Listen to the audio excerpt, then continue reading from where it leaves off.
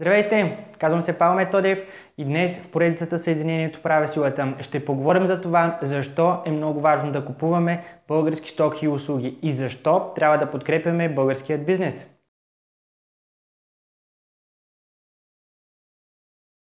В този канал ще говорим как да изградим едно по-добро, информирано и единно общество. Както и какво можем да постигнем, ако сме единни и се осланяме на националния ни девиз Съединението прави силата. Време е 7 милиона българи да спрем да се оправдаваме с 240 политика и да чакаме всичко на готово и да казваме колко много неща не са ни наред. Време е да навием ръкавите и да започнем да градим държавата такава каквато я искаме, а не да седим и да гледаме безучастно и да се надяваме всичко да се оправи сякаш с магическа пръчка. В тази поредица от видеоклипове ще ви покажа колко много неща всъщност зависят от нас самите и че ако сме единни ще можем да живеем много по-добре. Едно от нещата, което можем да направим, за да подобрим състоянието си, е да купуваме български стоки. Това е един от първите уроци, който ти преподават по икономика и той гласи следното. Един народ, за да просперира, то трябва да има повече износ, отколкото внос. Какво ще рече това? Разликата между вноса и износа определя част от годишния финансов резултат за страната. Слагаме знак минус пред сумата на вноса, защото за да внесем нещо ние заплащаме за него и тези пари излизат от страната. И обратното, чрез износа реализираме постъпления на пари, които влизат в страната и за това слагаме знак плюс пред сумата на износа. И така, ако вносът е на стойност 20 милиарда лева, а износът е на стойност 15 милиарда лева, то разликата им ще е 5 милиарда лева. Тези пари излизат от портфейла на страната или по-точно България обеднява с 5 милиарда лева. Тоест няма да може да се оперира, инвестира, строи или да се отварят нови работни места с тези пари, защото те не остават в България и българският бизнес, а излизат от границите на държавата.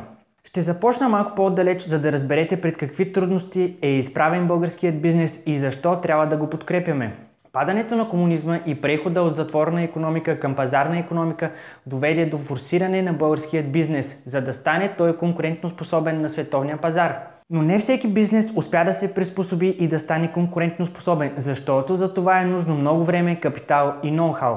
Какво е ноу-хау? В буквален превод означава да знаеш как да направиш нещо или по-просто казано да имаш опит. Ноу-хау означава да имаш разработени печеливши бизнес модели, техники, връзки с доставчици и клиенти, управление на финанси, мотивация на персонал и много други неща. Какво имам в предвид? След влизането на България в Европейския съюз, българският пазар се отваря за Европа, но по това време българският бизнес бе все още много крехък, а хората бяха жадни за нови стоки и услуги. Това бе предпоставка за лесното навлизане на големи европейски фирми и брандове, които да продават продуктите и услугите си на родния пазар. Това започна да разрушава нашинския бизнес. Да, вярно е, че пазарът се отвори двупосочно и бизнесът не може да продава на европейския пазар, но той много трудно се справя с мощната чуждестранна конкуренция на собствения си пазар, камо ли на чуждестранния.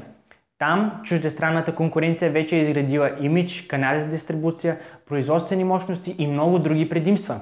Така, например, българското квартално магазинче, което функционира от началото на 90-те години и има история от едва 10-15 години, след присъединяването ни към Европейския съюз, бива принудено да започне да се бори с конкуренцията на големи и мощни вериги.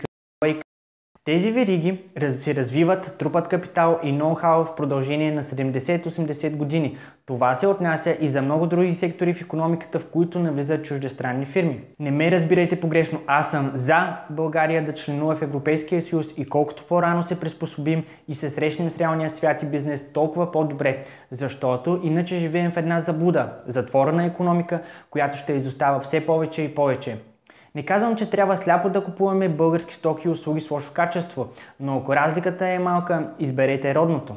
Истина е, че в чуждестранните вериги голяма част от продукцията им е произведена в България, но все още има поле за развитие в тази насока. Ако чуждестранният бизнес иска да увеличи печалбите си от розния пазар, трябва да продава максимално много стоки и услуги, които се произвеждат в България. Това е така, защото изкарваме доходите си в местния бизнес и с тях пазарим в чуждестранните компании. Има и друг голям сегмент от икономиката, който е български търговци да вкарват и продават чуждестранни стоки, което има благоприятен и отрицателен ефект върху икономиката. Тези ефекти се отнасят и за изцяло чуждестранните компании. От една страна ефектът е благоприятен, защото това дава възможност на родния бизнес да си свири часовника със световния бизнес и да се помъчи да се конкурира с него по качество и цена, от което печелим ние като потребители. От друга страна, ефектът е неблагоприятен, защото външният бизнес е като плевел, който малко или много задушава родния бизнес, от което следва свиване на пазара и работните места. Това, което се опитвам да ви кажа е, че е много важно ние като народ да започнем да подкрепяме все повече и повече българският бизнес. И за да аргументирам думите си, ще ви дам два прости примера. Първият е: в България живеят 7 милиона човека. Всеки човек, било то дете или възрастен, си купува или му се купува някаква стока или услуга, която не е произведена в България, да речем на стойност 50 лева месечно.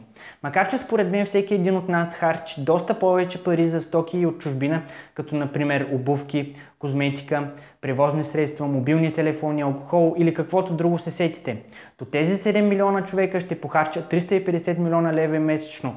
А ако сметнем на годишна база, по 12 месеца това се равнява на 4 милиарда и 200 милиона лева изнесен капитал годишно. Това до някъде е нормално. Нормално е една държава да произвежда едно, друга друго.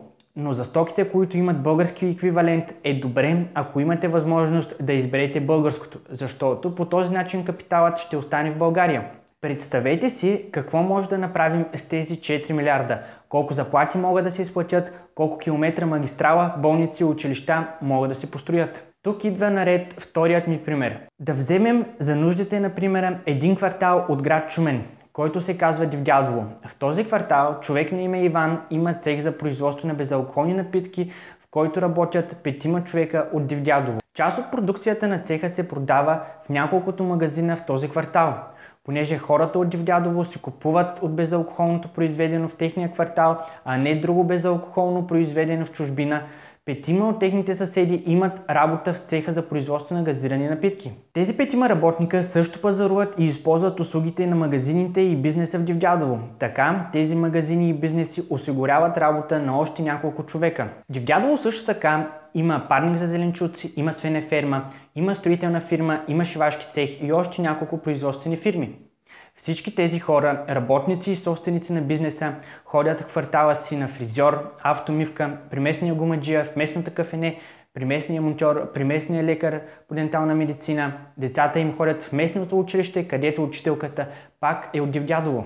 Те също така правят ремонти на домовете си, които се извършват пак от хора от Дивдядово, и за ремонтите купуват материали от местния магазин, който пък купува стоката си от производители от околността. Така се осигурява препитание за много хора по веригата. Но ако тези хора започнат да си купуват безалкохолни произведени в чужбина, строителни материали произведени в чужбина, пазаруват в голямата верига, на която собственикът живее в чужбина, който няма да дойде да се постриже при местния фризьор, няма да си купи гуми от местния гумаджия. Така и работниците, които произвеждат стоки, които внасяме, няма да дойдат да пазарят в кварталния магазин, да си пият кафето в заведението по тасмата, няма да платят здравни осигуровки в българската здравна каса, няма да платят данък в местната община, няма да направят ремонт с помощта на местната строителна фирма. По този начин хората от Дивдядово ще започнат лека по лека да губят работата си и да обедняват. Малкият бизнес ще бъде принуден да освободи част от работниците си. Но ако вие или вашия съсед останете без работа, това означава, че няма да имате доходи, които да използвате да си купувате стоки и услуги от местния бизнес. Това явление води до все повече свиване на пазара за местния бизнес, до все повече загуба на работни места и обедняване на региона. Да, може би доматите от Полша или Македония са по-евтини, но замислете се, дали наистина е така? Дали всъщност не плащаме по-скъпо за тях?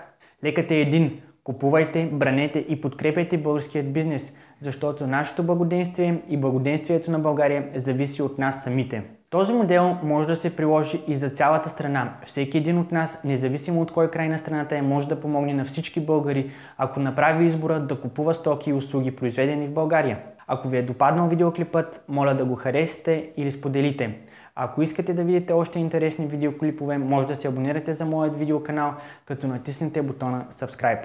Благодаря ви и до скоро виждане. За мен беше чест.